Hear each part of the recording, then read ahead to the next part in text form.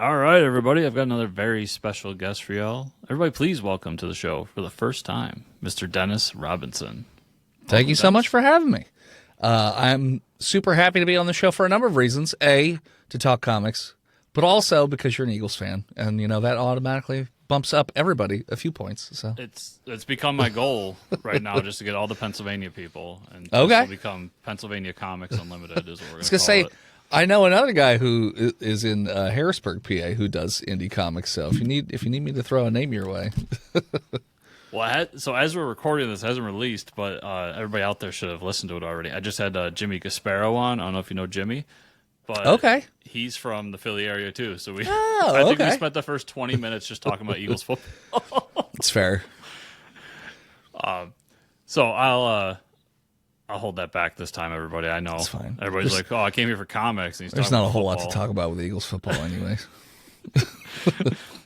But Dennis, first time guest, so I just want to know, what's your origin story? Like, have you always been into comics? When did you think you wanted to start writing them? All that kind of stuff. So I didn't grow up super into comics because it wasn't that I wasn't allowed to have them. It's just not something my parents would get for me. So most of the time, the way I would read comics is, now this is going back a ways, but when we would go to the grocery store, they had like a magazine section that doesn't exist anymore, but it had comics in there. And I would just sneak off from my mom and just go over to the comic section and literally read full comics, just standing there while she's doing grocery shopping. And then usually there would be an announcement that would come over the speaker that would say, "Dennis Robinson, your mother is leaving without you. Go find her in the parking lot." And I'm like, oh, okay, put the book down and go. I had a few Wolverine comics growing up, I remember, but for the most part, my parents didn't really get me any sort of comic stuff. I've always been more visually oriented, I would say, in terms of like love of art and things like that. And I actually went to art school for a wee bit of time for animation of all things. And I had an idea for a comic book I wanted to do about the world's first werewolf back when I graduated college, which I don't like to say, but it was 2009. Yeah, 2008 was when I graduated, so 2009 is when I had the idea. And I was on a family vacation that June, and instead of going to the water park because I didn't care, I literally wrote down notes for like a timeline of events that I think would be cool if this werewolf would like interact with and stuff like that. I have those notes somewhere buried deep in a box somewhere. I'm not sure. I haven't dug them up yet. But I sort of just shelved it and forgot about it and said, wow, I'm never going to make a comic book. That's not really feasible. And so just kept kind of going on with the very eclectic work experience that my life ended up being. And then I started doing a D&D podcast 10 years ago as of April.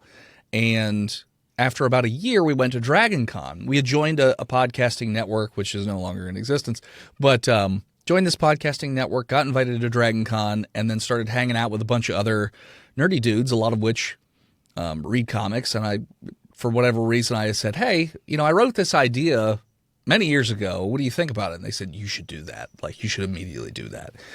And one of those people also used to have a comic book podcast. And he knew specifically what I was into in terms of just interests in general. So he would recommend books to me, like The Last God by Philip Kennedy Johnson, which I love because there's a lot of D&D. I mean, one of the books has literally got D&D stats for monsters and whatnot. That's his. He's talked about it. I have a signed hardcover of it when I met him years awesome. ago, and it's literally his D&D campaign he wrote and never got to play out. Oh, that's awesome. We were talking about trying because the friend of mine who is or who used to do the comic book show, he's friends with Philip Kennedy Johnson. So we have a mutual friend in that way. And he was just like, oh, you should get him on the podcast and have him play through the campaign. And we messaged him, but we just couldn't get the timing to line up because he was like, yes, I would love to actually play in the damn universe as opposed to, just writing around it. And it would have been awesome. I loved that universe, that story. I loved that book. My buddy also recommended to me Realm, which was good for a while until it stopped making sense. And then I kind of fell off because I got to a book and I was like, I don't even understand how we got to this. I literally read the previous book again. I was like, nope, nothing. Okay, I don't have it. Is it The Realm? No, it's just called Realm, I'm pretty sure. It's kind of like a D&D party, but it's like set in like slightly future normal U.S., but like a portal had opened up and all the D&D monsters had poured in at some point. So all of the characters, if you were familiar with D&D, you're like, okay, this is the ranger, and this is the rogue, and this is the wizard. It's The Walking Dead, except D&D entered, Yes. right? Yeah. Oh, Pretty dude, much. I understand what you mean. It kind of petered off, but that is a legendary book in this podcast because Okay. I fucking love that book. Oh, yeah, no, I loved And it. Like, the just guy had an disappeared. owlbear companion and stuff, like the barbarian character, Yeah. basically. And it was really, really cool. But then I just got to a point, and I just don't know what's even happening anymore. Like, I don't know where the plot line went. So I kind of fell off of it.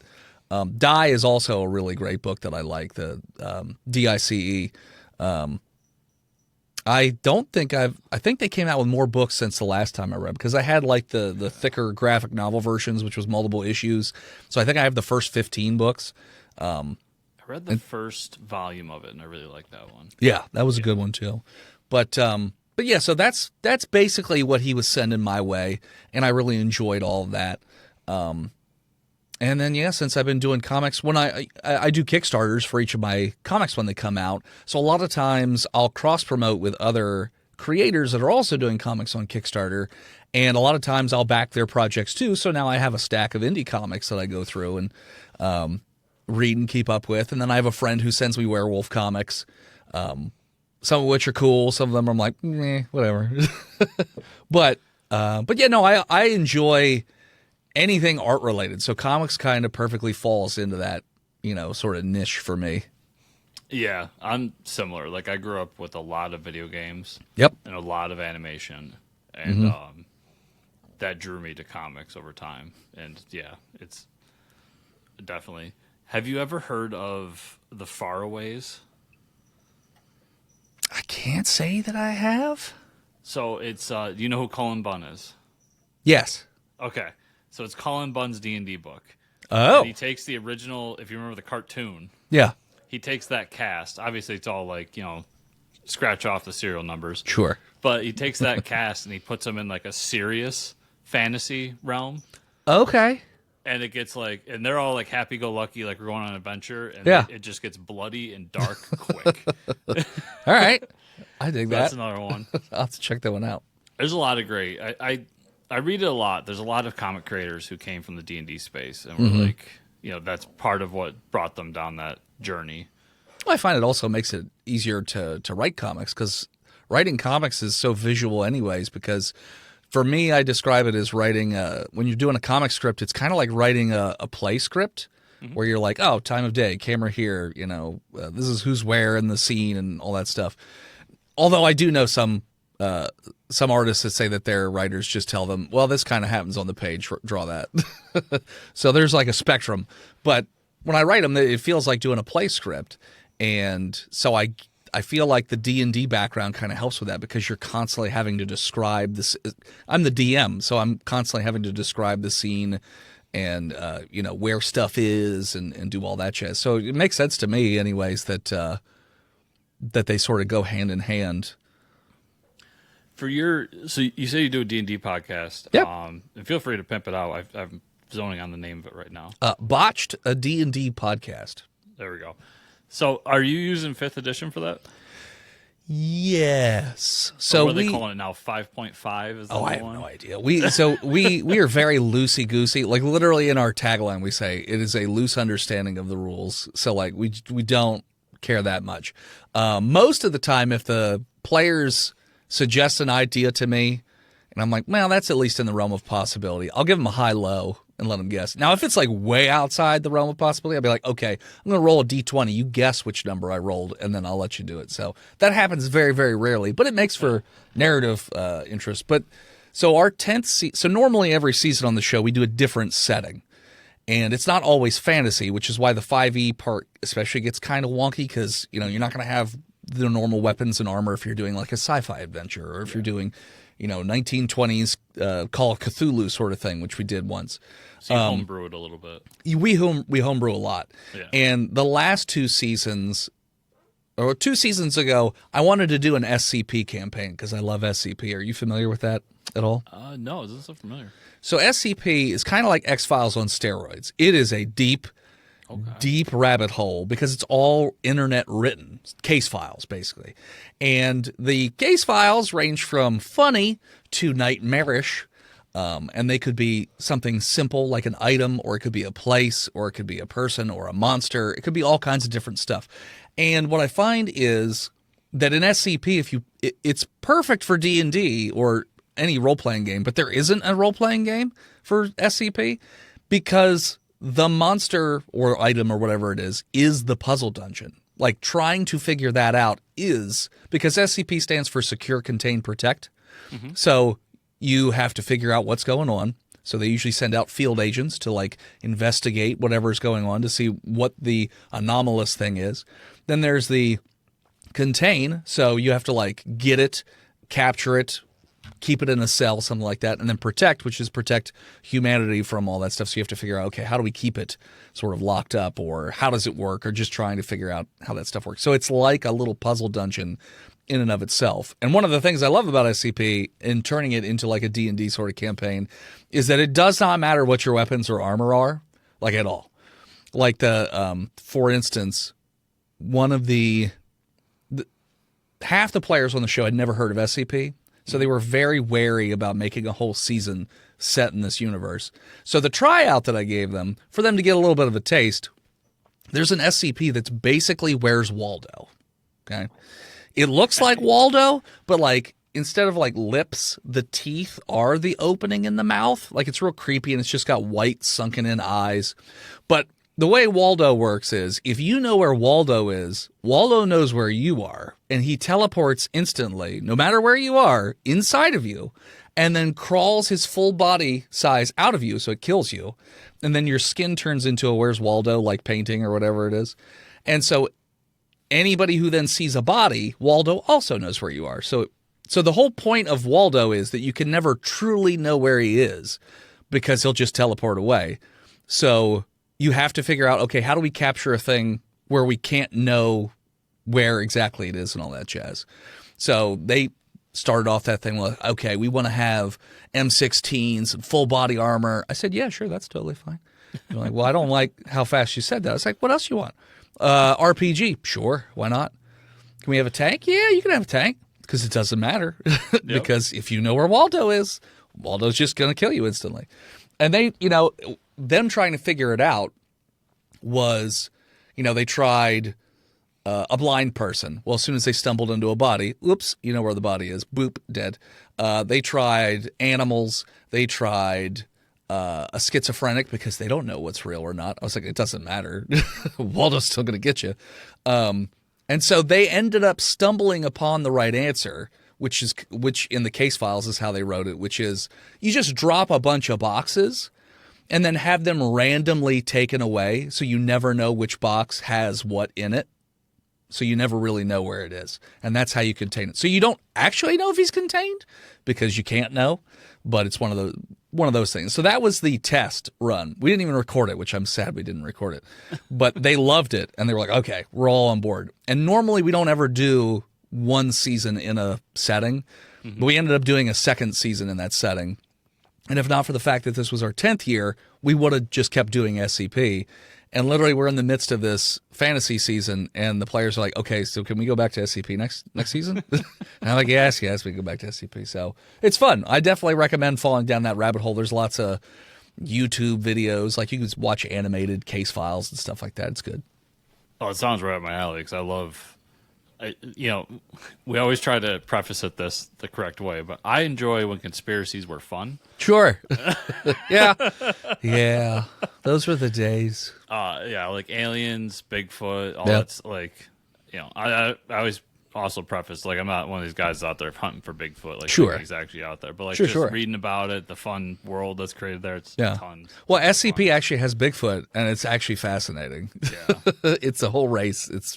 It's pretty fun. So, like, that stuff is it's a lot of fun in terms of just reading about, and it's a lot of fun to play in a D&D campaign, especially when you're a DM who likes to hurt the players. It's like a wood chipper that you're just constantly throwing them into, and I love it. You fucking DMs. You'd hate this. I have a body die.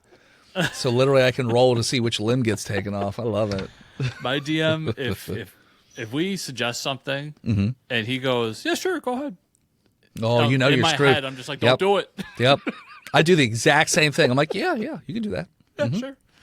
Have fun with it. Especially if I bring it up later and be like, oh, is that, you want to do that thing now? You're like, no, I don't want to do it anymore. You sure you don't want to do it right now? We can do it right now. No, I'm good. We just did it was almost like a reset session. What we did is a tavern session. Okay. Where it all takes place tavern, playing tavern games, no battles, nothing. Sure. But then and I jokingly called it our 100th episode recap. Okay. Where you remember old sitcoms where the 100th episode was like clips from the best parts? Yep.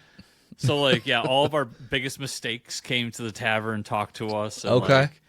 And it reset a few things because my character had been killed and then brought back to life by a necromancer, so I was undead. Okay. Yeah, it was and I just remember the whole time, he's just something happened and be like, all right, well, I'll be seeing you guys soon. It's like, just stop it. I know bad things are coming and I don't want it to. Well, so one of the other things, so our namesake, we're called Botch because they are terribly unlucky and they do roll a lot of ones.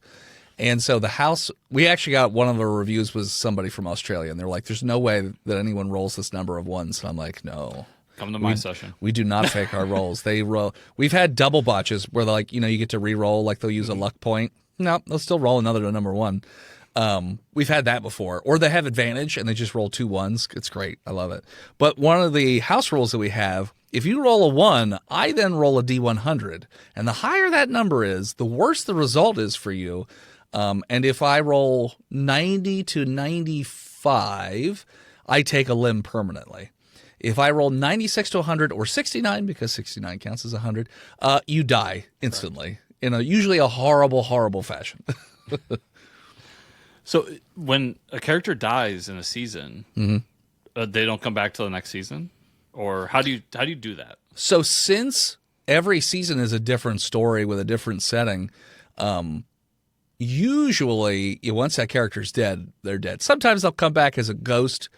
Just to, for instance, in the current season we're in, they wanted to keep their main characters around, but he botched and then he rolled a 100, so he died. So they literally took his body and used a soul stone to pluck his soul out of it. And then they gave it to their toilet goblin, which is their little servant, who hates that guy. So he installed that. They just had a wing eating competition in the last episode. Like I said, we're not serious people. And, They kept seeing the goblin taking 1 or 2 people into the building at a time because there was can we do profanity on this show or no? I don't. Fuck yeah. Oh, great! They had a shit pit. They had the Terry the toilet goblin dig a shit pit so everyone can just crap in the pit because they didn't want everybody running in the lodge. Well, they noticed that Terry the toilet goblin is taking 1 or 2 people in every so often and has a lot of money. He was taking them into the bathroom, but what we revealed at the end of the episode was Terry had mechanized the toilet and installed that person's soul gem in said toilet. So for eternity, essentially, they're just now a living toilet. So most of the time, if a character is dead, they're dead. Every once in a while, they'll find some cockamamie way to bring them back. We did have a character die early on, and that person didn't like that, so they scooped up his brain matter and stuck him in a Warforged and called that a day. So he's still around for the time being. So your players will roll a new character then? Yeah, they'll just roll new characters. We do the first episode of a season is done at Dragon Con. We usually get 200-300 people, something like that, and we give everybody free booze, so it's a good time. And the last 3 years we've done that, we figured out, it's a lot more fun if I murder the characters indiscriminately. So I told them all, you need to have 10 characters rolled and ready to go. And I will just go through character after character, because it's a scenario where there's no reason they should live. And they're level 1s, so they're not going to, if a dragon lands, it's just going to take everything out. There's no fighting it. So literally on the live stage, when a character would die, they would just throw the character sheet off the stage. And then somebody would come and run and snatch it up, because they wanted to come up and get it signed afterwards, which was pretty cool. But yeah, during the season, especially the SCP stuff, that lets them play lots of different characters. The way SCP works, you have your head researchers. like the head scientists that run everything. Then underneath that, you have your normal researchers and your MTF, which are like the special forces, military kind of thing. And then like all the way at the bottom, you have D class, which are death row inmates that are essentially cannon fodder. You use them to experiment to figure out how the SCPs work. So you just keep throwing them into the wood chipper. So one player will play as a scientist and another player will play as a D class, and they're just throwing them into the grinder to figure out how this thing works. And so that person's dead, roll another, D class, and on it goes. So they have different names and different like personalities and stuff like that. So it makes it fun for them because then it just lets them play all kinds of different stuff. So their main characters in those seasons didn't die.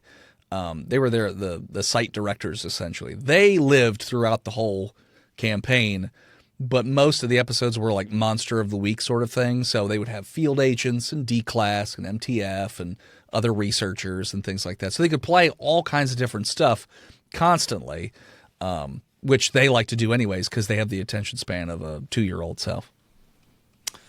I feel them. I feel them. And they're murder hobos, so it just feeds into that, innate need to cause chaos. So it works. No, it's awesome. I've been so interested in. I love playing D&D personally, and I'm always interested in how different people play it because I'm not the type who's like going to act out a character, like act it like a play. Sure. Like we roll and we make decisions, and my character says things, but I don't do voices. I don't I'm not that guy. But I love that people get into it like that. My buddy Jeff gets really into it like that. I have a buddy who he just started playing D&D in his 40s with all of his friends. They just started playing, and they play for 9 hours a clip. And they had their first character death, and he said they all wept. Like they were all so torn up about it, that this character that they've been running with for that long died. And I was just like, okay, I've never had that because I'm the DM. I don't care about any of their characters. Like, well, it doesn't matter to me. I'm just trying to keep the story moving along. But yeah, so it's different. And we don't usually dress up or anything while we're doing our live show here in the studio. Maybe like a hat, or I'll have my lab coat on if I'm doing the SCP stuff, but nothing too crazy. Now, when we're doing the live show, yeah, usually we'll have outfits and stuff, and when they have to switch characters, it gets interesting because they'll have to switch outfits like really fast. Like while someone's trying to talk, like they'll throw a wig on. We have a lot of wigs at this point. We'll throw on wigs and outfits and different stuff like that, and then switch characters. And then I'll kill that character real fast. Then they got to switch again. And it's a nice little juggling act that they have to pull off and do. That sounds like a ton of fun. Oh yeah. Where did the idea to switch the campaign every season come from? That came from the fact that they don't have the attention span to do an ongoing long form campaign, but also the fact that basically I think it's just fun to constantly have a different sandbox. Then you're not stuck either. So if you do a season that you don't like a setting that you don't like, you're not stuck in it. So for instance, we tried a space adventure one, which was kind of like Firefly meets Star Trek meets Star Wars. And while that was a cool concept, it was too big and too expansive. Like we had too many planets and too many races and all this stuff. So the players had a hard time staying invested because there was just too much. Like it was too expansive. Whereas, when we did our Wild West campaign, which was like fantasy Wild West, that one they liked a lot more. Or the 1920s New York Call of Cthulhu stuff. They liked that one a lot more because it's a more contained story that they can get behind and like follow a little easier. Yeah. So, but also they don't like to play characters for that long. So it's better if they can not play anybody for too long of a time. Well, it's kind of a genius idea on top of that, because now when you try to introduce new people to it, they don't necessarily have to go back 10 years. No. They can just jump in the most recent season. Yeah, when I'm doing conventions, the business cards that I have the SCP logo on it. And that's to entice people, because if you know SCP, you know that logo. Mm-hmm. So they'll come over and be like, what's this SCP thing about? I'm like, oh, we do a D&D comedy podcast set in the SCP universe. And their eyes light up because, again, I don't know how no one's ever thought of that, because SCP is just perfect for RPG stuff. And so I'm like, but this season, because it's our 10th season, it's fantasy. So if you want to listen to the SCP stuff, you got to go back to 8. It's just 2 seasons ago. And they're like, I'm going to listen to 8. I'm going to listen to 9 because that's also SCP. Then I'll go back and listen to all the other stuff. I said, okay, that's cool. That's so awesome. And some people do go back and listen to everything, and some people don't. We actually archived the first 5 seasons of the show because it was a different cast. Like half the cast changed, and like the show just had a different feel. What was funny or allowable, I should say, 10 years ago, not exactly as allowable these days. So it's like, you know what? We're gonna put that. We're just gonna put that in an archive. So you have to like dig for it a little bit if you want, like YouTube or stuff like that, if you want to listen to it. But season 6 and on, when the cast changed, that's all on the normal Spotify stuff. So, okay. So people check it out now. They're gonna get season 5 and up, or 6 and up. Yeah, 6 and up. If they go to our Spotify, yeah. If they go digging into our YouTube channel, they can find all the old stuff in there. I'm pretty sure. That's where they can find the clips to get you canceled online. That's right. So we used to have a separate feed in Spotify, but Spotify was just deleting episodes without telling us. So people would go and listen. They're like, hey, this doesn't make any sense. What happened to this? Like the number, like it skips like 4 or 5 numbers.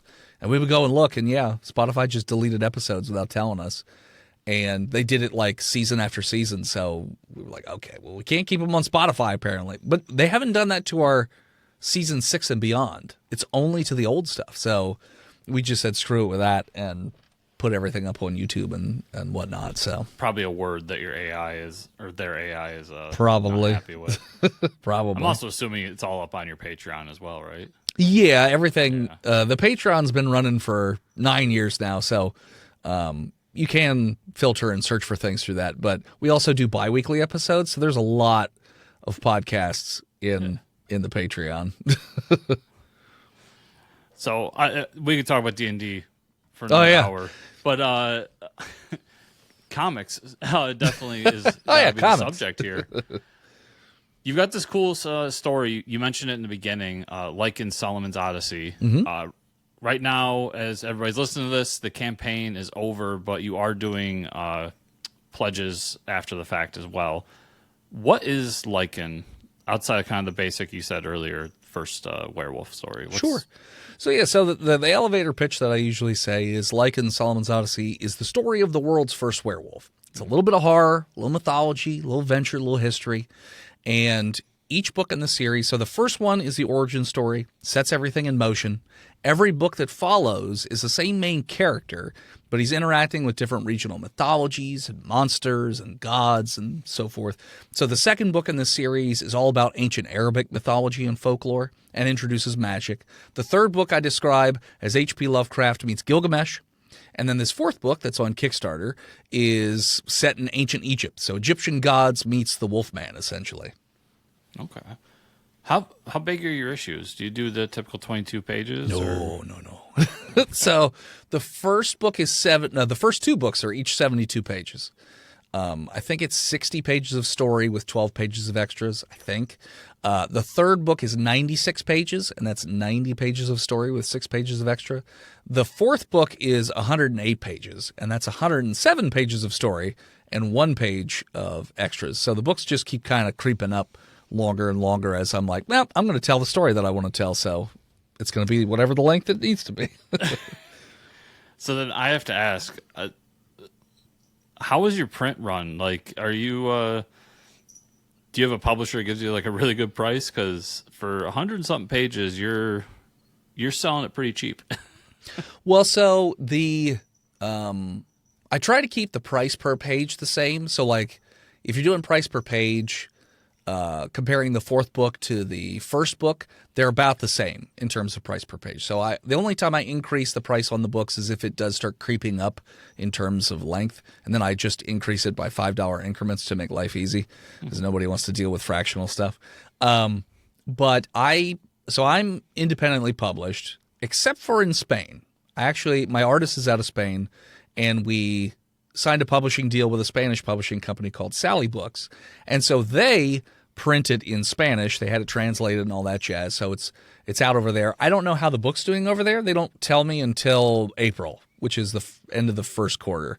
So I'll find out in April how it's doing. But so far, my artist says everyone's loving it over there, so we'll see. But as far as over here goes, I print through Print Ninja.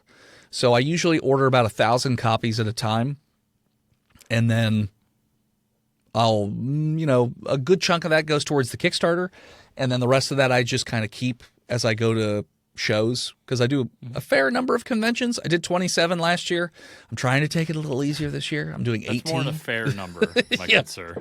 Hey, I know some people who do like 50 plus shows a year. So but that's like their full-time job. I can't do that on top of my full-time job. I just got done talking to a guy a few weeks back, a friend in the industry as well, and he did 38 last year.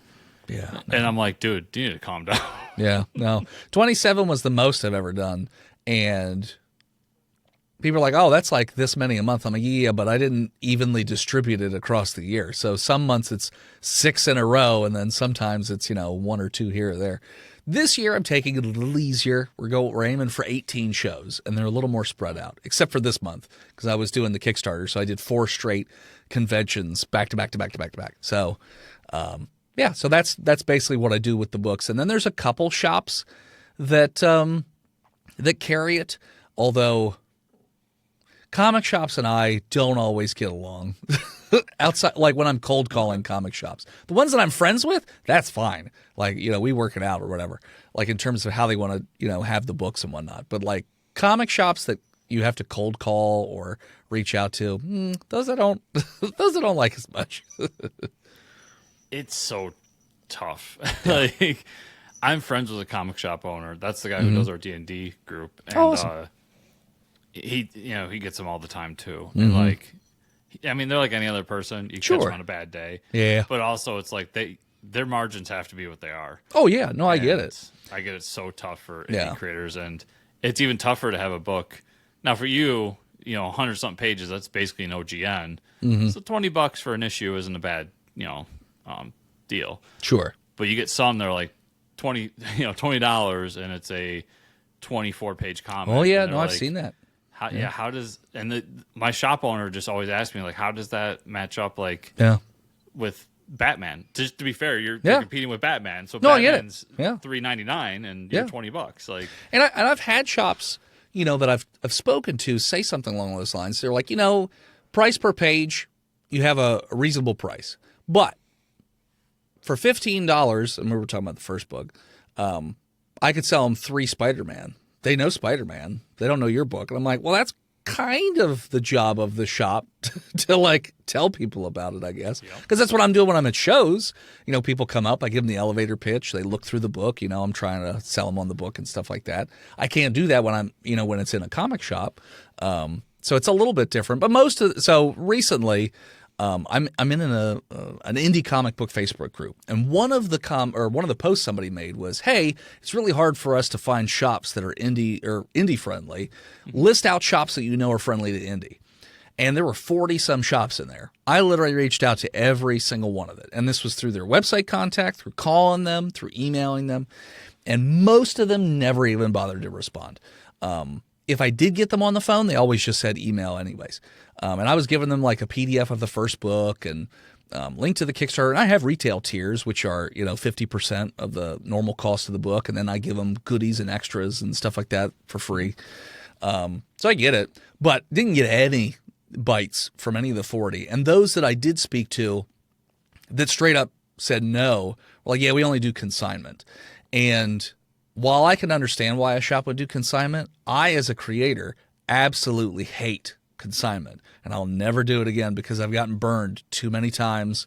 Where if listeners aren't familiar with consignment, essentially a creator gives books to a comic shop, but they don't get paid for them unless the comic shop sells those books, and then the comic shop pays you. But the problem is, most of the time, the comic shops are not going to tell you when they've sold the book, so you have to constantly check in to see if they've sold them. And in my experience, sometimes they'll just kick the can down the road for months at a time until they finally send you the $10, $15, $20 that they owe you because for some reason they needed to be difficult. Or a couple of times the shop went out of business and didn't tell me, so I just lost those books. So consignment's not my favorite thing in the universe. And one of the other irks that I had, I was doing a convention, small convention. I was talking to a comic shop, because my friend was like, "Oh, there's a shop is out of New York. You should talk to them. Get an idea what you need to do to get into shops." So I talked to him, and he goes, "Well, your book's too long. 72 pages. It needs to be 24. So take your book, chop it into pieces, and then reprint it, and then have an exclusive cover for every one of the shops." I said, "No." I said, "Unless you could guarantee me that you're going to sell that many copies of that book for me to recoup just the cost on the cover." Because a cover by itself costs, at least for me anyways, usually costs $650 just to get it drawn, then $100 to get it colored, and then $20 to get it lettered. If you're selling a book for $5 and I get $2.50 of it, minus what I had to pay to ship it to you, it's going to take forever for me to recoup that just the cover cost. Yeah. So I'm like, yeah, I haven't been as enticed with trying to reach out to comic shops. Plus, has that shop owner never heard of an annual before? Like, don't know. We buy, yeah, or OGNs before. Like, that's, yeah. This was 3 or 4 years ago. It was when I first started doing conventions, when my first book came out. So that would have been 2022, I think, fall of 2022. So I only had my first book out at the time. But even then, I was like, that just seems financially irresponsible for me to want to do that. Yeah. I get it's tough for shops. Sure, I get it. Shit on them, but yeah. And it's so tough to put your money into an indie creator, but yeah, I don't know what the answer there is. Other than massive indies or whatever Prana's doing, and all these different companies that are trying to help people like you get in shops. But yeah, because that's really the thing that is toughest for indie people is distribution. Yeah. Because I remember my first Kickstarter, I cold called every single shop in Pennsylvania. I don't know if you know this. There's a lot of comic shops in the state of Pennsylvania. But out of all of the ones that I called, I did get one bite, and now I'm friends with him. He runs a convention out in Pittsburgh that I do every year, and they always back the books on Kickstarter and whatnot. And so that worked out. But one out of like 100-something comic shops, it's a lot. It's a lot of boots on the ground sort of extra work that you're trying to pump in. Where as opposed to if you have somebody you're working with, it's just like, oh yeah, we just distribute it to all the comic shops. Like, I feel like that would be helpful to indie people, but there's not really a good way to do that. You used to do that through Diamond, but that was still iffy, whether or not, how that worked and whatnot. But it was iffy, but it's weird. As soon as you get into that catalog and they can order it through their, and I know a part of that is they get their discounts and it's all shipped together, so it's less on ship. I get all that. Sure. But as soon as you get in that catalog, all of a sudden, like, you're no longer an indie guy. Now you're a real comic. Yeah. Like, okay. That's a little weird. And I've been tempted to look for a publisher just for distribution. Like, I don't need anything else from them. Like, I mean, money would be great, but I pay for everything out of my own pocket. So my day job pays for this job. And so all I want is distribution, basically, because that's the hardest. That's the thing that I cannot do myself is distribute it throughout, different comic shops all over the place. Because there's only so many places I can go for shows too. I can only do a show a weekend, and I can only go so far for them because I only have so much paid time off and whatnot. So it's a bit of a wonky little plate spinning activity for indie people, I would say. Well, here's the dirty little secret. Okay. Is that's pretty much all publishers do. Yeah. Like, I brought it up a couple times now, but I was listening to an interview with a creator who was mad at Dark Horse because, like, well, they didn't do a whole bunch of advertising for my book. And it's like, no, that's not what they do. Yeah. Like, that's no longer the deal. Yeah. The deal is we get you into the shops. Yeah. And you got to go on the podcast, and you got to go promote it, and Yep. you got to do the cold calls, and all that shit. Like, it's the unfortunate reality. I've seen, like, on Kickstarter, because I pay more attention to Kickstarter when I'm about to do a campaign and doing a campaign, is that Boom Studios seems to do a lot of advertising, but I don't know if that's still through the creator or if it's because usually that particular project, the creator is listed as Boom Studios and not the person that's doing it. So I don't know how that works, but hard to say. Yeah, it's not 100%. And sure, usually they'll have some sort of like PR person that will get you in touch with people like me. Okay. But yeah, it's a lot of it's just we can get you in the shops. Yeah. And that's really all that I would want from a publisher anyways. Is just and you hope that publisher has built enough of a name where shops are willing to take a shot on some of their books. Yeah. That's really what it comes down to. But it's a very tough, it's very tough scene, man. Yeah, no, I get it. Like I said, that's really the biggest tough spot as far as that. And when you're doing Kickstarter, just getting it out there, I think, is also a bit tough because, man, advertising is so expensive. I noticed a couple creators. We usually end up having a Kickstarter almost identical in terms of when they come out, and I noticed this Kickstarter, like, their money just went through the roof, like right to start. And I was like, wow, wonder what's different. And then I kept seeing their ads on Instagram and whatnot. And it had this little icon in the corner, Jellup, which is a company I talked to. So I know how much it costs. So I'm like, okay, well, you'd have to make a ridiculous amount of money to then warrant using it, because it costs, like, for me, they said we wouldn't even be interested unless you're paying us at least $4,000 just for the advertising. And then they get 20% of all sales that they generated through Kickstarter. So, like, that adds up like a good bit. So, yeah, I would hope that, they're generating stuff like that. Now, the argument that I've heard from that creator was that he's getting new readers that hopefully he wouldn't necessarily need Jellup the next time around, that they would just come back for another book. And I was like, that is an interesting argument on it. And I would be curious maybe to try it once just to see if it does, turn into things like that. There is something to that, because now you have them on your email list, or you have them for, you can, when issue 4 of Lycan comes out, and you have all these people on 4, you can put an update, be like, oh, by the way, issue 5, if you liked 4. There's some merit to that. I wonder how much, especially, like, no offense to these companies, but I don't know if you know this, Dennis, but you can do that yourself for like $50. Sure. Sure. Yeah, it's interesting. So the email list stuff, like, I've been doing that myself, like building it organically through doing shows. Like, my list is over 600 people. But what I find interesting, because most of the sales that I do when I build that email list, those are in-person sales, and they do not want to do a Kickstarter. They're like, nope, I will wait until it shows up at a show that I'm at. And I'm like, okay, but you signed up for the newsletter because you wanted the next book. They're like, yeah, but I'm not doing a Kickstarter. I don't want to do it. I'm like, okay. It's a weird sort of market. Yeah. I've talked to people. I'll be like, this book, you would love this book. It's on Kickstarter, blah, blah.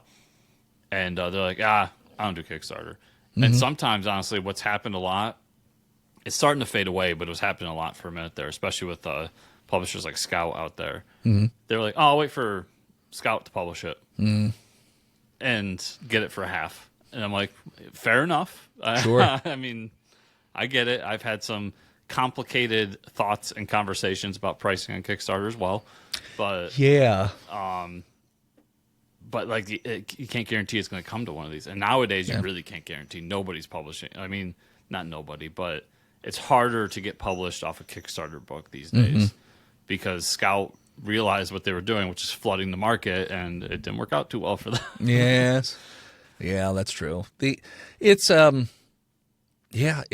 just one of those things that makes life a little more difficult for indie people. But, you just kind of, as I've been told many times by many different creators who used to work for Marvel and DC, if you've gotten into this business to make a lot of money, you are in the wrong business. You do this for the love of the game. Yeah. That's true. And I love, now I would mostly my goal is break even. Like, if I could break even, I'm happy. I don't need to make $1 million. Just not eat the bank up so much is mostly the goal. But mostly I just want to tell stories and get the book out there, and I always do enjoy when people do read the book and they'll come back and they'll talk to me about it and they'll say what they liked or didn't like. Although I will tell you, this past weekend I had an interaction that I've never had before after I sold a book. They bought a book one day, came back the next day, and he said, I don't get it. I said, what are you talking about? They're like, your book doesn't make any sense. I said, okay, in what way? They're like, well, like, and he opens it up to the first 2 pages, and he's just like, werewolf. It's just there. Do we not get any setup? Like, do you not explain how anything is done? I said, did you stop at page 2? He goes, yeah, because it doesn't make any sense. So I flip his page to 3, and it said right there in the top, it says 5 years earlier. So you just had to keep reading, bud. He's like, oh, okay. And he just walked off. Page 1. Yeah, it's got to all make sense. Whole story's got to come together on page 1. I'm like, okay, sure thing. Listen, I at least give it the first issue. I mean, yeah, sure. I'm a tough critic too. Like, these days you gotta get me on issue 1 or sure. If I really like your stuff, like your previous stuff, to get issue 2. Have you? So I've been kind of mulling this around after talking with the guys over at Comics and Magazine. Mm-hmm. And have you put any thought into possibly doing like ad pages in your comics?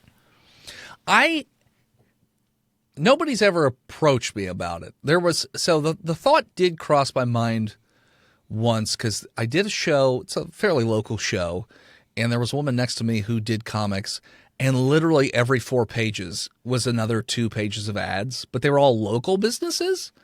And she said essentially those ads paid for everything in the book.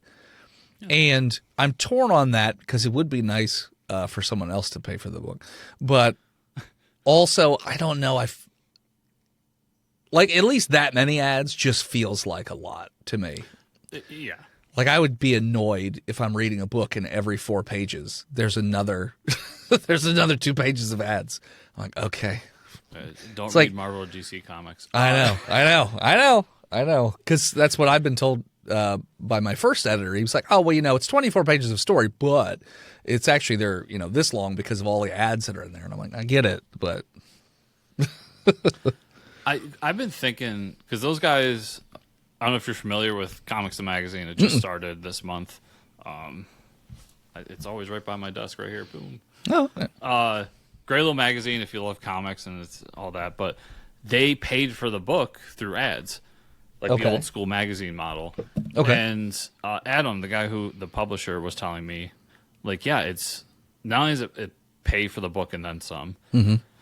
They go, but that's how we're able to keep the costs down. Because now I'm just paying to make my profit off the print run. I'm not worried about the, paying the writers and paying and all these different things. Sure. I'm like, man, yeah, you're right. Every 2 pages, like, we can calm down a little bit. Yeah. But I think, especially with indie people, yeah, if you contacted like other podcasts or other creators who, have something that it would be a little tough because timing. You wouldn't want to put like an ad for so-and-so's Kickstarter. Sure. When you don't know when the book's going to... Yeah. Like, I know in your case, you haven't finished it yet, and you're probably looking at like a fall release. Yeah. That might be a little tough, but there's got to be something there where you can get a little bit, just to help out a tiny bit. Yeah. Well, yeah, because... And I put this in the Kickstarter, at least the last 2 that I've done. Making comics is really expensive, especially when you're the cheapest guy on the team as the writer. Yep. This book, if you include the printing costs, and I'm not even including how much it costs to get the items from the Kickstarter made, will cost me somewhere in the range of $35,000.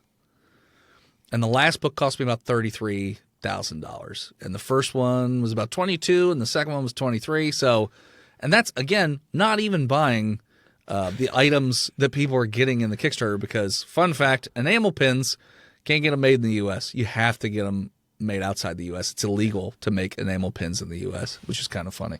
But so all that stuff, adds up over a while. Like my enamel pin order from all the different pins that I want to order, it's like $1,800 and it's just waiting, because I'm like, I'll get back to you. Like, well, just wait a little bit and I'll put the order in. Don't worry, but just wait a couple months on it. But that's always great context for people to have because I'm a few weeks away from having to buy a new car. Sure. And I think 30,000 is like my stress limit. Yeah. Oh no, yeah. Oh no, yeah. It's very stressful, and like the print. We talked a little bit about the printing because like printing 1,000 copies of a 100-page book, it's about $6,000, and I think if I sell every single copy at the full price, I would still have to do another print run or 2 in order to make my money back on it, but I've started incorporating other stuff into my tables at shows, which then helps generate more money. I met this guy. I cannot remember his name to save my life because I'm so bad with names. I can't even remember my nieces and nephews' names half the time. To be fair, I have 12 of them. I'm right there with you. He writes these really cool comics, and we met at Dragon Con. He's an indie creator. He brought me over to his table. We had done a panel together, and he goes, Dennis, come over here. I want to show you something. And he had his books on one side of the table, and then the majority of his table were prints that he had made, mostly like really screwed up Pokemon, like Pikachu with his head bashed in and like brains vomiting out of his mouth, like stuff like this is cool, but like just messed up stuff. And so he says, you see this book right here? He's like, this is what I'm passionate about. It takes me, and he does the whole book himself. He said, it takes me months to make this book. I mean, we're talking hours and hours and hours and hours, months. I then have to get it printed for however much money that costs. I then sell the book for $2.50 a piece. If this is what I needed to sell in order to live, I would be dead. He said, do you see this over here? And he pointed at the zombie Pikachu and stuff like that. I hate this. This takes me 10 minutes to make, but I sell it, and it costs me $1 to print it. I sell it for $40, and I sell a lot of them at shows. This is what I sell in order to do this, and pointed back at the books. And I'm almost in a similar boat now because I started doing these, I call them nerdy little landscape paintings. I do these landscape paintings in the style of Bob Ross. They're of stuff. So, Star Wars, Lord of the Rings, things like that. And people love them. And I sell stickers of it and prints and original paintings. And when I do shows, now that I've added that to the table, I make a lot more money at shows than I used to when I was just selling the book and like book-related merch. So now that's helping pay for everything else as far as the books go too. So I'm kind of in a similar boat, except I don't hate doing the paintings like he did. Like he hated doing the prints. I like doing that stuff. It's very calming to do the Bob Ross stuff. But yeah, so that's sort of how I get around trying to generate more money to pay for things. And actually, I was going to do a coffee table art book later this year on Kickstarter because, again, people seem to like those paintings so much. I was like, now, wouldn't it be hilarious to me if because I'm not planning on putting very much time or effort into that Kickstarter. I'm going to put the goal way lower than I normally do for my comic book Kickstarters. How funny is it going to be if that stupid Kickstarter for that coffee table art book makes like 30 grand and the one that I spend months planning only makes like 10, 12. It'll drive me nuts. But that's how it goes. So I'll just break it to you that those art books do really well on I know. Kickstarter. Yep. I know. There's two things that do really well on Kickstarter. Those board games. And if you had a cover with the Lycan with some tits hanging out, it'd be golden, brother. Oh yeah, that's a question I get a lot at shows. They're like, "Are these sexy werewolves?" I'm like, "No, it's not that kind of book." It's like, don't get me wrong, I love titties, but it's not that kind of book. I'm sorry. You, like me, just probably discovered the hack, which is either, find somebody you love and care about and spend a life with them, or there's a magic box called Google. Yes, I have that. Yeah, that's too. Yeah. I think the other giant air quotes here mistake you made, going back to that retailer who told you, is you made OGNs. Like, because I was thinking as I was looking through, I'm like, man, why doesn't he collect all these? I'm like, oh, because they all are a collection. Yep. Now the series is going to be 15 books long, and the idea is 3 5-chapter arcs. So when the 5th chapter, which is the next book, comes out, my plan was to then make a thick-ass omnibus. But as it currently stands, if book 5 is as long as I currently have listed in my outline that the editor's reviewing, that omnibus will be about 480 pages long. Yeah. And that's just the first arc of the 3-arc series. So, yeah. Yeah. And that's tough because then you're asking like $50, $60, $70. Oh, yeah. I think it'd be $100. If I literally priced it out where it's like, okay, what's like price per page like everything else? I think it's exactly $100 if memory serves, which is a lot, but 480 pages of a comic is also a lot. And it'll be hardcover, and it'll be, it'll have all the bells and whistles and whatnot, because I figure if they're spending $100 on a book, it better be pretty premium anyways. So yeah, we'll see. I don't know. I was just talking to a friend about those. Actually, I got a couple right here. Those like compact comics they're doing now. So here, I got Daredevil Born Again right here. Okay. And putting that next to like a regular comic. Oh. Smaller, cheaper. Okay. Cheaper. Okay. That's okay. the thing. And a couple indie creators are starting to do it. So I got another one here from an indie creator. Same thing, smaller, cheaper. And I think that's the way to go for a lot of you guys in the future. Just go smaller books. Yeah. Because I don't like to call people out, but there's somebody, so I'm not going to use names. There's somebody that has a Kickstarter going right now, and they have an audience, and they're going to buy it, and I'm the only one bitching and moaning about this because I'm cheap. But I really wanted to support the book, but I was waiting for it to get collected. And I was like, okay, when it's collected, it'll be like 30, maybe 40, but probably 30 for a trade. Okay. Well, they're just doing hardcover. Okay. And it's like 50, 60, $80. Okay. I'm like, it's a lot. It's just Yeah. a lot. No, yeah, I get it. And it's tough because, it's, look at the world we're living in right now. I mean, Yep. You're feeling it. I'm feeling it. I mean, That's why doing shows is also a bit wonky because it's like, okay, so everything's way more expensive. I'm not trying to up my, I don't change my prices unless I have to. And you're just hoping that people will still come out and spend money on things that in the grand scheme of things don't matter in their lives. Like we're not talking, food and housing. We're talking just being entertained. Now, granted, that has, an intrinsic need in and of itself, but it's not the same sort of thing in terms of, what you can spend money on, because not everybody can do that. So it is a bit of a wonky time to try and do things as an indie creator, because you are trying to sell stuff that essentially, they might have to prioritize eating over instead, So yeah. It's tough. And but then you have other indie creators who, and I've been in the same boat as you. I had a guy, he came up to my table. This was years ago when I was still doing the $15 book. There's 72 pages for $15. Guy comes over with his, I think it only had 20 pages, and he was charging $25 for it. And I was like, what? I said, my book is 3 times as long as yours. Why is my price $5, like $10 lower? It doesn't make any sense to me. But people were buying it. He said people were buying it. So I'm like, okay, I don't know. Nothing makes any sense to me. I had a creator very earnestly tell me the same thing. I asked him, I'm like, well, why is it so much for an issue? And I think he was at like 32 pages, but still. Okay. And his honest answer to me was, like, very earnestly, "Oh, my fans buy it. They always fund." Yeah. I'm like, fair enough. I mean, Sure. I get it. Like, we all got to make our dollars, but yeah, it's, and I like that your campaign here. Like I said, I think you're physical for how many pages you're offering. That's a fair price. Okay. Reminds me of my another guest, zoning on Tony's last name. But he does the book Star Noir. Tony Same James. thing. Tony James. Yeah, because I just shouted it out yesterday. Okay, there you go. He was just on the show recently. Good guy. And same deal. He has, like, I think he's like 64 pages or 90 something pages, and $15-$20, and it's fair. What I like about you is your digital offering.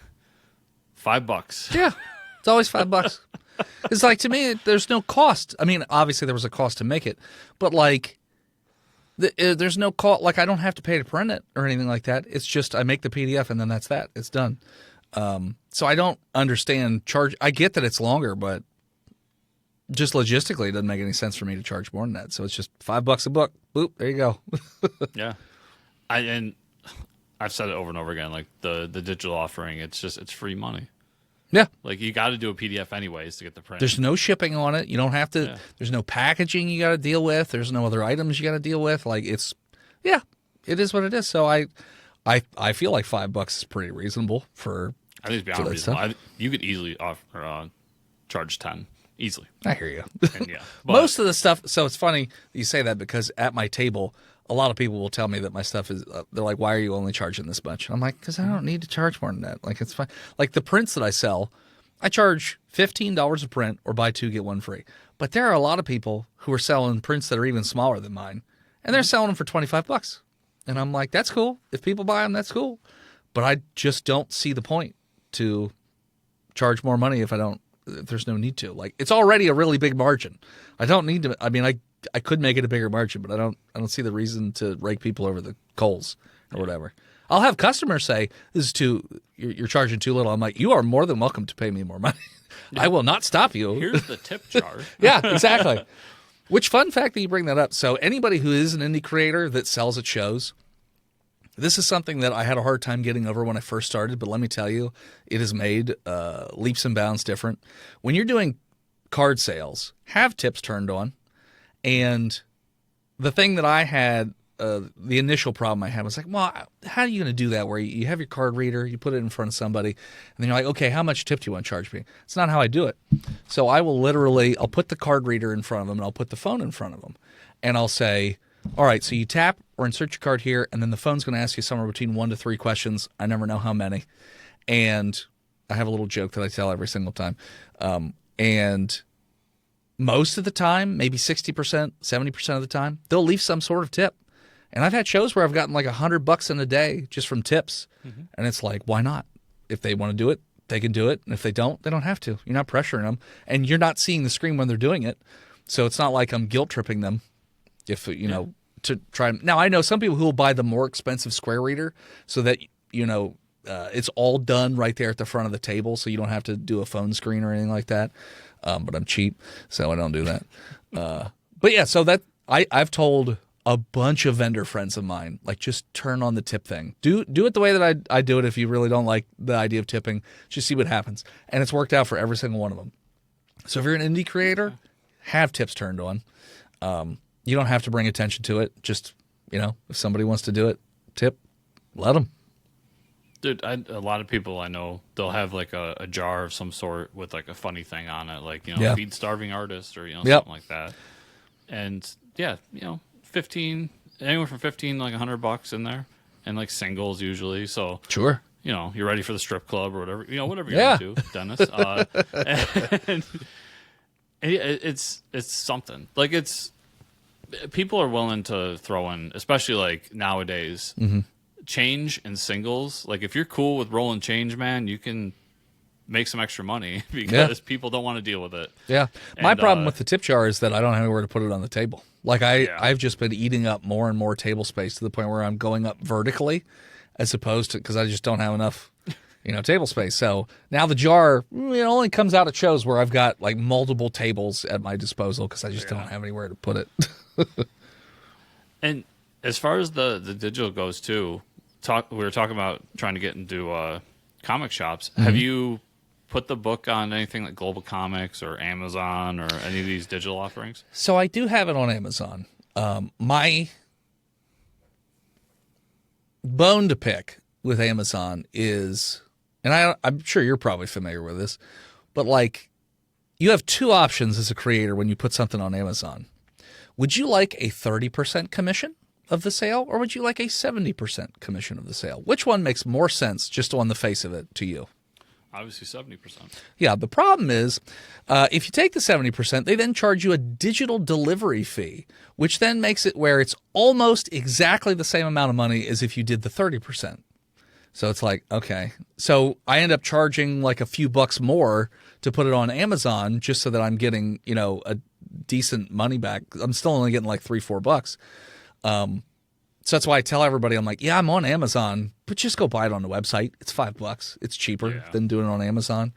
And I don't sell it physically on Amazon because I don't like Amazon's print on demand at all. I've known too many creators where Amazon just messes up the books, or they print them in the wrong size and they stretch all the images and they won't fix it or anything. So I'm like, no, I don't want to deal with that. You can just go to the website that way. Yeah. Not on Global Comics, though. I've never heard of Global Comics, so I'll have to check it out. Because normally I'm poking around on, YouTube suggestions and other creators, and nobody's ever said Global Comics. So, yeah. So, back in the glory days of digital comics, Dennis, we had this thing called Comixology. Yeah, that was what Amazon bought up, right? Yes. Yeah. And what was great about Comixology, even after Amazon initially bought it out, was you could submit whatever you wanted, and they didn't charge you a dime. Now, they took a fee every time somebody bought one. Sure. But, so, you weren't making, and nobody was making bank on Comixology, don't get me wrong. But, you know, it was there. It was available. Maybe get, you know, extra $10 a month or something off it. Yeah. You know? And then, I don't know, Amazon just decided they knew better and fucked it all up. Mm-hmm. So then this little company called Global Comics came along. Okay. And they're trying to do the Comixology thing again. Okay. Except they now have a subscription service that you can be a part of and all this different stuff. And it's a wonderful service. I have to check it out. Yeah. Literally, right after this call. and like Kickstarter, it has its own audience that use it. Okay. And don't touch anything else. Okay. Yeah. Because I've had people try to tell me about like doing web comics. I'm like, yeah. Based on the creators that I know that do stuff through web comics, it doesn't really work with the way that I do the comics in terms of how things come out and whatnot. So it didn't really feel like a good fit as far as, you know, how I do stuff. I think a lot of creators think something like Webtoons, which is really Webtoons popular. is what people tell me about. Yeah. But a lot of creators think, oh, just throw it on Webtoons and you're good. And it's like, you're not taking into account that Webtoons reads very differently. You're not reading left to right. You're reading up and down. So your panel structure has to lead downwards as you go. And a lot of people might say, like, well, they do read downwards. Not really. You can tell people out there, you're writing for the page flip, not the scroll down. Yeah. It's a different medium. Yeah. Like, it's the same, but it's different. Yeah. No, 100%. And there's a lot of successful books on there that are coming out in print too that work. But I think you got to cater to that audience in order to get to do that, and it's tough. Yeah. Just like anything else in this industry, it's fucking tough. Yep. Yep. I moderate panels at Dragon Con, and I always end up moderating one panel for the comic track. I guess because I'm good at spinning plates. And because it's always, they put me on like, there's like 7 panelists. I'm like, that's too many people. Like, stop putting so many people on a panel. Yeah. But one thing that they say, somebody almost always brings up every year is, hey, you want to make $1 million making comics? Start with $2 million. Like, that's the only way you're making $1 million. It's go back to 1986. I think my year's probably off. And create TMNT, and you'll be good. Yeah. Yeah, exactly. But yeah, I mean, like I said, I'm not making them for the money. I like telling stories, which is why I do the D&D podcast too. And I'm also a big fan of art. So this kind of hits both worlds. Because also, they asked me once, why did you do a comic? Why not just do a regular book? I said, well, when I read books, I don't know how it is for everybody else, but when I read books, I'm often imagining things in my head as to how they look. I don't want that with this. I want people to see it the way that I have it, imagined in my head. So comics just make sense because then you could see it the way that, I have it in my brain. And I got lucky with the art team that I put together because they do a really great job of taking my ideas and basically putting them on the page and making them look great. And I never get tired of looking at their art, so it works out for me. And let me be clear to you and to the audience. All of the suggestions I made to you, I'm not saying they're going to make you $1 million. Oh, sure. But they're going to gain you a few more years. No, like I said, and literally, I know that's what you want. I will. Oh, yeah, 100%. Yeah. Because that's the thing with indie comics. It's all about just trying to get the book in more hands. And that's why we talked about publishing. We just want the distribution because that increases the chance that you're getting the book in more people's hands. That's why I did the publishing deal with that company in Spain. I was never going to sell any books in Spain. So I'm like, okay, I'm more okay with doing a publisher in a different country because they're never coming over here anyways. So fine, let's do it, see what happens. And, I have a new nickname now, which is funny to me based on the my artist went on a couple Spanish podcasts, and the one guy who really likes the books, he calls me Peluchito. Sounds very tough. It means little teddy bear. Because I do updates, which I'm going to do one after this because we hit 100% as of the time of the recording. My ex-girlfriend bought me a werewolf hoodie at Universal Studios, but they made the ears round, so it just looks like a teddy bear. Yeah. but I still wear it when I'm doing my shout outs and whatnot. So yeah, so now my Spanish readers apparently call me Peluchito. That needs to be like, you remember, well, maybe you don't, but back in the day, especially with the horror comics at Marvel, it would be like, Stan Monstrous Lee or something. Oh, okay. So yeah, so we need Dennis. What was it? Peluchito. Peluchito Peluchito. Robinson. Well, I already have that. That's my D&D moniker that has been floating around the internet. The world's most okayest DM. So that's what I've been doing, anyways, for the time being. Is Dennis, the world's most okayest DM Robinson? But Peluchito it's much more compact. It rolls off the tongue. Yeah, and I like that you told everyone out there too. Like, you're at 100%, but you were telling everybody it's like you said 35,000 to make the book. Yeah, and you funded 100%, and you have 10, and that's impressive. Sure, like that's great. Sure, but it's less than a third. Yeah. Of the book. Yeah, well, so the first time I did a Kickstarter, I set the goal at 6,000, and according to Kickstarter, I made 10, but one person didn't actually pay, so it was more like 9 something. And it was like somebody who had like an $800 backing. Their card bounced and they never responded. So you just don't get that. So I went on this other comic book podcast, friends of mine, and I had just met them, and they're like, "Wow, man, that's so awesome that you made your goal and you're now profitable on your first book." And I said, "No." They're like, "What?" I was like, "I'm not profitable." I said, "It cost me $22,500. I can't set the Kickstarter goal at $22,500. I'll never make that. And 35, especially, I'm not making that."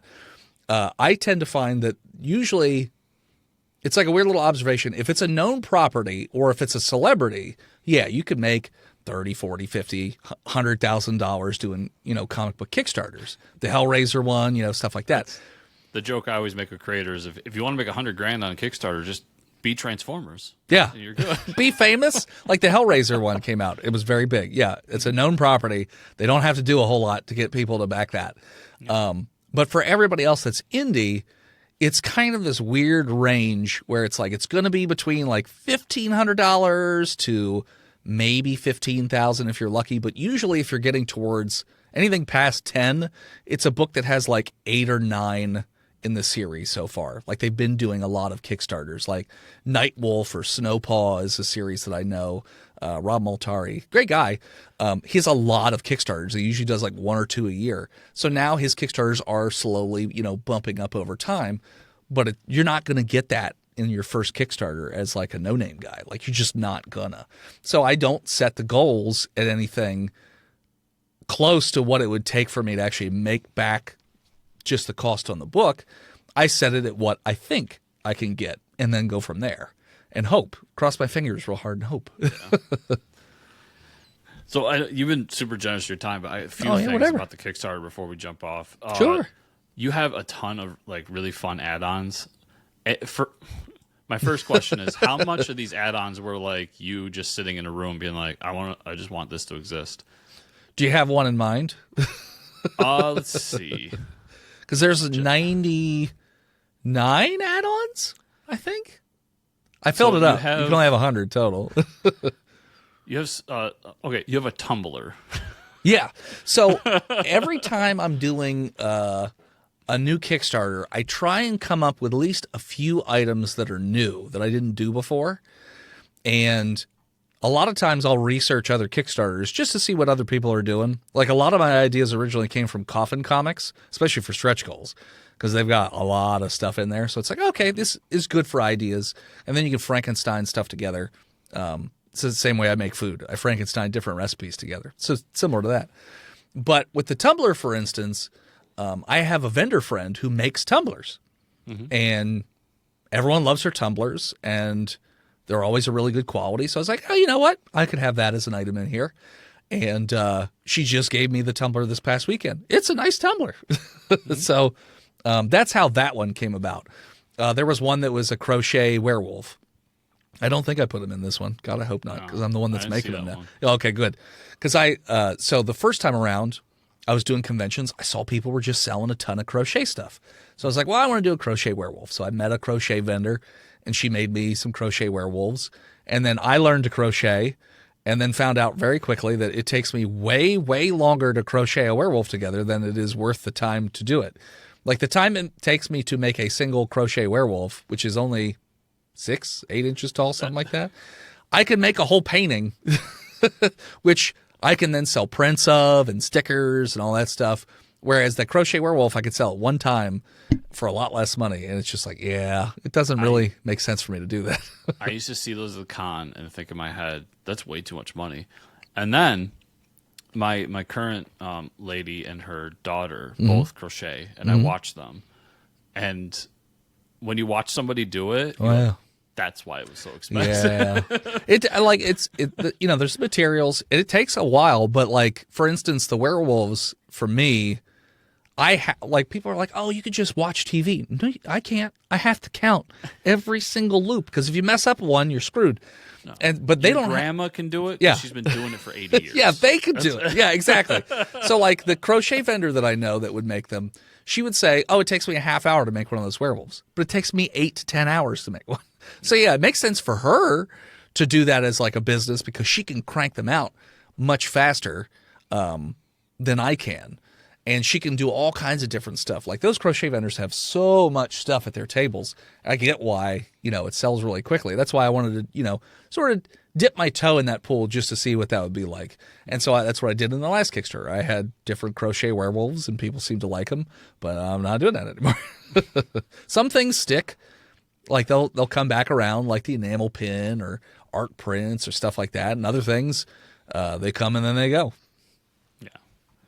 Yeah, a lot of those are kind of standard, for lack of a better word. Sure. I think you have a little more fun with it, like your stickers. I like the it's Lycan, not Lycant. Yeah, I love puns. And that was an idea somebody gave me at a show, or I was doing free comic book day at my local comic shop, and someone said their favorite pun was "It's Lycan, not Lycant." And I thought of a cat poster, and I was like, oh my God, this would be a really fun sticker if it's like a cat poster, but, it's a werewolf. And I sell a lot of that sticker at shows. And the other one, the werewolf, because it's just like the opposite of cross-eyed. And it's just a goofy looking werewolf. People love that one too. And the Rosie the Riveter werewolf, that one. The next one I'm working on, I haven't brought it out yet. It's going to be a werewolf in a trench coat selling watches, and it's WARE wolf. Okay. I like stupid stuff. It makes me happy. Me and the missus, we share dad jokes back and forth. Oh God, trust me, I'm right there with you. Yeah. Do you get a lot of people with the add-ons? I haven't looked, but I have noticed because I was like, so with the 3D miniatures, I order, I don't know if you know this, but dice cases are perfect for miniatures. They fit perfectly in a miniature. So I met Chessex at Dragon Con. I was like, hey, do you guys just sell the boxes that you put the dice in, like the little plastic cases? Because I want to put minis in them, but if you try and buy them on Amazon, they're like $3-4 a pop. And they said, oh, yeah, we have retail pricing. So, yeah, we'll sign you up as a retailer, and then you can just buy those dice cases. So they're half as much as they normally would be. And so I was trying to figure out how many I would need to order this time around. And so I pulled it up, and I was looking through the add-ons. And it was like, oh, God, I don't know, there's like 60 miniatures that have been added as add-ons so far in this. So it's a decent chunk. So I do get a good bit of add-ons, especially with the stickers and the art prints. Some people are really into the nerdy landscape paintings, so they'll order like a bunch of them, and then some of them are more into the werewolf art. The one thing I'm doing different this time around, because I was watching some YouTube video of somebody who was giving suggestions. I'm always doing research trying to figure out ways to make things better. They suggested Kickstarter newsletters, which are not through Kickstarter. They are like third-party services that you have to pay for. Sorry. And the one newsletter that I spoke with, they said that if I use them as a pledge manager, which is the post Kickstarter, then they wouldn't charge me for the newsletter because otherwise it was going to be like $600 or something like that. So I was like, well, I've never used a pledge manager. And they're like, hey, and when they do the pledge manager, they will then have another opportunity to buy add-ons and also basically move up a tier. Like you could if you decided you wanted to move up or whatever. And they charge less money than Kickstarter does. So if anybody buys something through it, they're only charging 3%, whereas Kickstarter would charge 5%. They both have the same 3% card fee or whatever, but so it's a little bit less, which is why the shipping is also going through that, again, to make life easier. So, yeah, so I'll be curious to see if that does generate a bunch more in terms of add-ons as well. But yeah, usually every Kickstarter, that is one of the more difficult parts about doing fulfillment on Kickstarter, is trying to keep track of all the add-ons and stuff. But yeah. I got to ask you now. You're using Pledge Manager. Sure. And don't make me mad, Dennis. Okay. Are you charging shipping after the campaign is done? Yeah. Oh, you son of a bitch. So I have a reason why. I have a reason why. Except for, this is funny. So I wasn't going to. I had all the shipping prices baked in for every reward and every add-on. So it was 115 items had shipping baked in. And that's when the Pledge Manager was like, oh, yeah, you could do shipping after the fact. So then I went in after a show, after I'd only slept 2 hours that night, and I individually, one by one, deleting the shipping out of domestic and international, and I missed one. I missed the regular book. So the shipping is being charged up front for that one tier. But the reason for that, so last time I did a Kickstarter, the Kickstarter was in March, and then I shipped in December. And when I do shipping costs, I literally build a fake package, put it on the scale. I use GoShippo or Pirate Ship if it's international. And that gives me a really good idea of how much to charge for shipping. And the way that I do it is I look up, okay, how much would it cost me to ship this thing to Alaska? Okay, that's my domestic shipping cost. How much would this thing cost if I shipped it to Australia or whatever? Okay, that's my international shipping cost. That's how I do it. Well, between March and December, the shipping costs went so much higher that I ended up losing a bunch of money. For instance, the international costs, in March it was $30. In December it was over $70 for some of the same stuff. Ooh. Like, it went up a lot. So when the Pledge Manager was like, well, the idea here would be you don't have to charge shipping until you're ready, until a later date. It wouldn't even necessarily have to be right at the end of the campaign. So then you'd be closer to whenever you're actually going to be shipping stuff, so you'll have a more accurate, shipping price. That's why that was enticing to me. Otherwise, I wasn't going to do it. So that's the only reason I went that route, at least for that. Does that kind of increase happen with domestic? It went up, but not as much. So like the domestic, for instance, stuff that was normally charging me like $4 went up to like $7, which isn't as bad as the 30 to 70. But when you start making that over 200 orders, it adds up. That's a majority of your audience. Yeah, it adds up.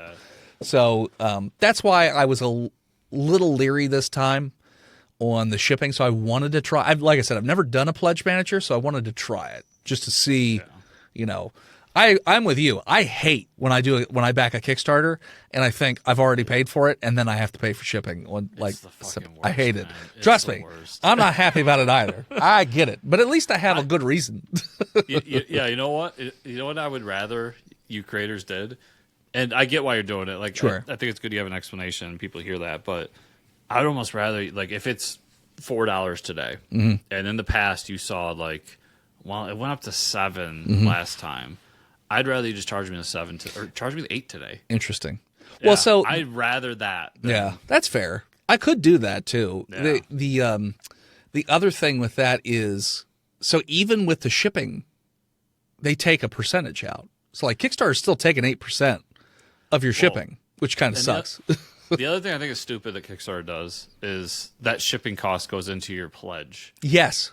So yeah, it inflates your number a bit too. Yep. Which was also why I was curious if I was doing shipping on a Pledge Manager, that would give me a more accurate number of how much money I raised during the actual Kickstarter, even though I did screw up that one tier, but whatever. Because, yeah, that's always bugged me, too, is that the shipping cost is baked in, so it makes your project look better than it was. Because if the shipping was still baked in, I would have made my goal maybe like a week ago, something like that. Mm-hmm. The shipping does, especially for international stuff, yeah, that adds a lot of money to it. the only other thing that's wonky about the international thing that they don't ever tell you is the VAT cost or whatever, which isn't really a thing over here, I guess, but it is in certain countries where, let's say they paid $50 for your Kickstarter and then they paid $30 to ship it. Well, when it arrives in their country goes, you owe us another $50 or we're not going to give you this package. That's the VAT tax or whatever. Then they get really mad at me. I don't have any control over that. I can't do anything. I couldn't pay it for you even if I wanted to. I asked the post office. They're like, no, you can't do anything about it. I was like, okay. What I find strange is you're paying so much to get it out to another country. And yeah, I support a few British creators and a few Canadian creators. Yeah. And their cost bringing it here isn't anywhere near as bad as us bringing it to them. Yeah. Well, there's an Australian werewolf book that had reached out to me that I wanted to reach out to, but Kickstarter did this nifty little thing the last few days. And I don't know if you know about this. You probably do.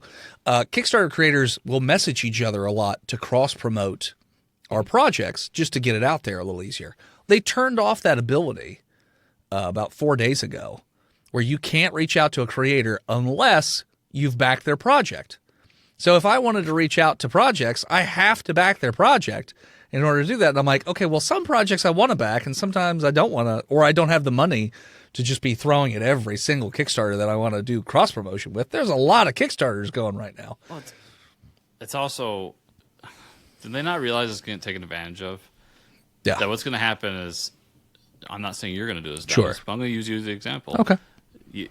You back that other book for $1 or whatever. Mm-hmm. Even if you do it for the full, like, hey, I'll get your book and everything just to message them. Yeah. And then you don't hear back. There's that nifty little cancel button. Yeah, there. that's true. Yeah. You probably won't do that. No. You seem like a good guy. Usually, so I think have a lot of people are. like in the past, like I don't have the funds this time around because there's too many things going on in life. But the last time I did a Kickstarter, last few times I did Kickstarters, when I was doing cross promo, I would actually back their projects. Every single project that I would reach out to, I would back in some form, whether it be digital or physical. I would always back, and then I would message them. And a lot of times I never heard back. I didn't cancel those pledges because, I was trying to be supportive. Like I said, I can't really do that as much this time around. So it was more, if you did basically at least message me back, there was a better than not chance that I also backed the Kickstarter because my, I guess options is a word, but the number of campaigns that I can back is just less than it used to be. Just from a personal standpoint. But there's a creator who does a Ned Kelly werewolf story. So it's like a mix of Wild West in Australia meets werewolves. And I was like, this is amazing. And the book is, I think it's $20 as well. But the shipping cost is listed as $30.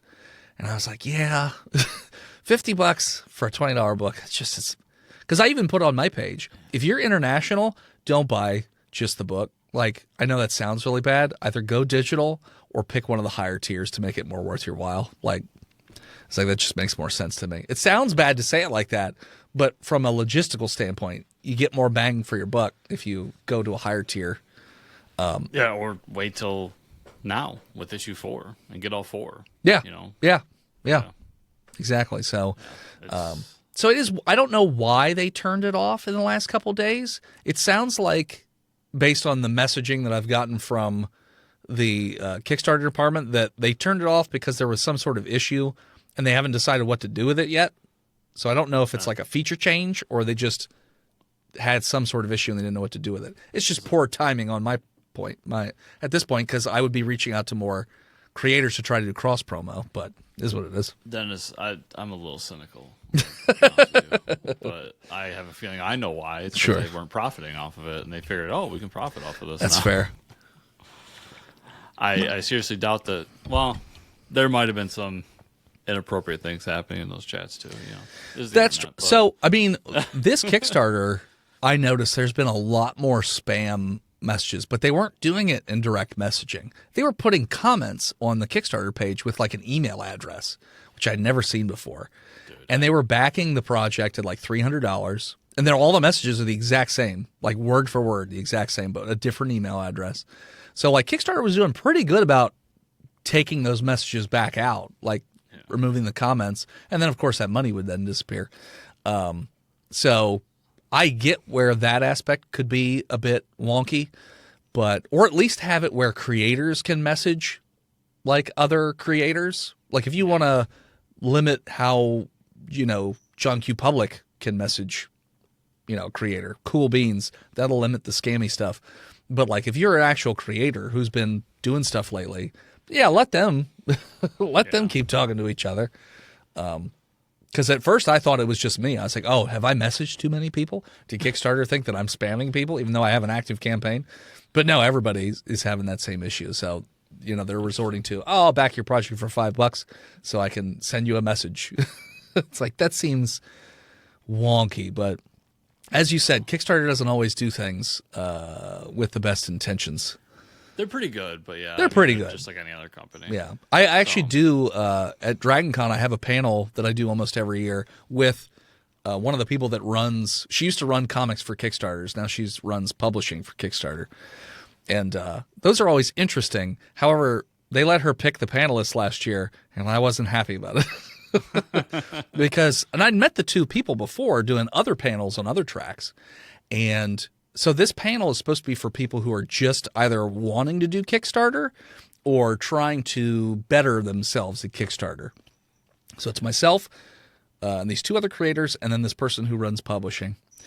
And I knew it was going to be a bad time when the lady on the end was like, I remember my first Kickstarter campaign. We spent about $1 million on the Facebook ads. And I bought 100,000 names from an email list. And I was like, oh my God. What? No one in this room is going to be doing that. Well, also, if you got $1 million to spend on Kickstarter or on Facebook ads, why are you doing a Kickstarter? Yeah. Just don't. You could just advertise and sell it. So that's my gripe with the big name people being on Kickstarter. Yeah. It's like you have a publishing pipeline. You don't need that money. It irks me in so many ways. Yeah. So Dennis, I gotta wrap up a little bit. Oh, sorry. This little cat next to me is driving me insane because I haven't fed her yet. So, kind of as a last little thing, what do you want people to know about Lycan and kind of the future of the book going into this, the end of your project, and everybody doing late pledges, hopefully, that listen to this? So, Lycan is definitely getting made one way or another. Even if it kills me, it will be getting made. The book is 70% of the way complete, so it'll be done about September unless something pops up. So it should be shipping towards the end of the year. The series is planned to be 15 books long, so I've already started writing book 5, and as soon as the art team finishes up on book 4, if they want to start on book 5 right away, we'll already start working on that. So one way or another, the series is getting done. I will say with late pledges, the cost to back is a little more expensive, except for the regular book tier. I left that alone because I figured if you're just buying the book, just leave it alone. I don't want to disincentivize people from backing a Kickstarter, as opposed to, I'll just wait to get it at a show and not have to pay the extra 8% or whatever it is that Kickstarter recommends. So I would say those are the main things. The book is definitely getting made. And like I said, it's a passion project for me. It's a little bit of mythology and some werewolves in there. So it's mixing two things that I love and making a bigger sandbox. So if you do back it, if you do check it out, I greatly appreciate it. If you want to see if you'd even like the book, you can actually go to my website, hiveheadstudios.com. I have the first 18 pages of the first book up there for free digitally, so you can read that and check it out. I think I have 20 pages of the fourth book on the Kickstarter for free, so you can actually read almost a fifth of the book for free just right there on the Kickstarter page. And if you do want to pick up the old books, or the currently existing books, I guess you want to say, digitally or physically, you can also do that on the website. And again, that's hiveheadstudios.com. And if you want to find Lycan on Kickstarter, Lycan Solomon's Odyssey, or lycanbook.com, Lycan book.com. And any social media you want to get people to? You can find me on all the social media at Hivehead Studios. That's Hive, like a beehive. Hivehead Studios. I'm mostly on Instagram and Facebook. I don't really do a whole lot of TikTok or YouTube at this point. Maybe at some point, but most of my time is spent on Instagram, I would say. Cool. And everybody out there watching, listening, check out the show notes down below. I will have that very important link to the Kickstarter page, so you could just click on it. You didn't all that stuff he said earlier, just forget it. You can click on that right there. No, don't do that. Do whatever makes you happy. And I'll have a link to the Hivehead Studio website as well, so you can check out some free comics. I mean, what's better than free comics? That's why I do this podcast, for the free comics, Dennis. And all that stuff. So please check all those links down below. And Dennis, it's been an absolute pleasure talking with Loved you, it. man. We could definitely go on for I know. 2 hours. Oh, yeah, I know. So just D&D comics doesn't matter. We can just go and go. Yeah. We'll have to do it again in the future. And just best of luck with the rest of the campaign and everything else. Thank you. And like I said, thank you so much for having me. This was a ton of fun, and hopefully we get to do it again in the future.